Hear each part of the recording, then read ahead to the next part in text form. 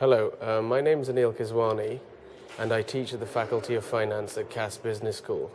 And today I'd like to tell you about some of my new research that looks at flows into mutual funds through different distribution channels. The key finding from US research on flows into mutual funds is that investors chase performance in top performing funds strongly. However, when it comes to their flow reaction to poorly performing funds, this reaction is much more muted and lackluster. As a result, if you plot flows into mutual funds against relative performance, you find that that relationship is convex. The implications of convexity in the flow performance relationship for mutual funds is that managers have an incentive to gamble to try and get up the performance scale, because if they do so, then they stand to gain a considerably greater amount of share of flows that are received by mutual funds that they compete with.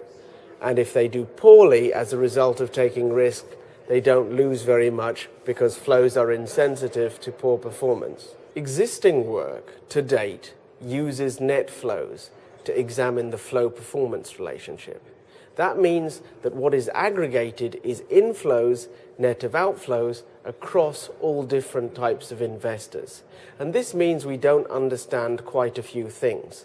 In particular, we do not understand whether it is inflows or outflows that drive convexity, and which types of mutual fund investor are the most convex. Are they equally convex? Do they have different levels of convexity?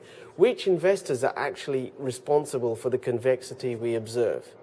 In addition, we do not understand which performance measures different types of investors use. The contribution in our paper is that we use UK mutual fund data that is disaggregated. It is disaggregated into inflows and outflows, and these inflows and outflows are further disaggregated into retail and institutional categories. Retail and institutional inflows and outflows are further disaggregated by types of mutual fund investor.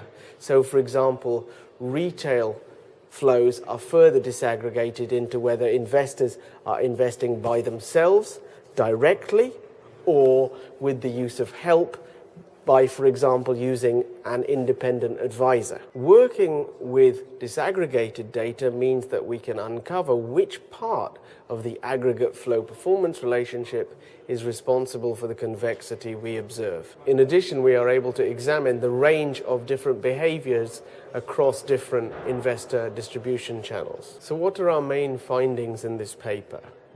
When we try to determine which part of flows are responsible for the convexity that we observe in the aggregate net flow, what we find is that it is aggregate inflows rather than outflows that are responsible for convexity in the aggregate. Inflows have this sensitivity to good performance, which creates convexity in the inflow performance relationship, which creates convexity in the aggregate. Which types of mutual fund investor are most responsible for convexity?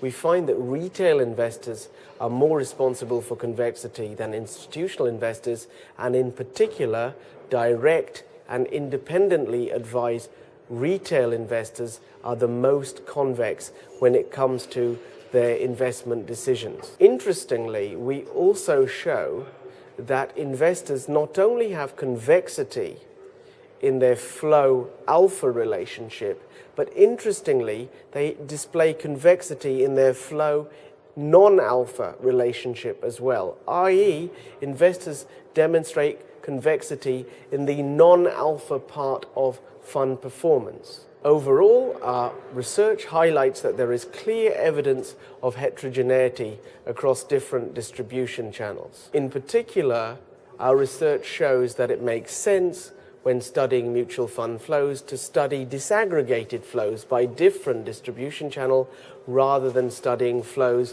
in the aggregate, because behaviors can be quite different.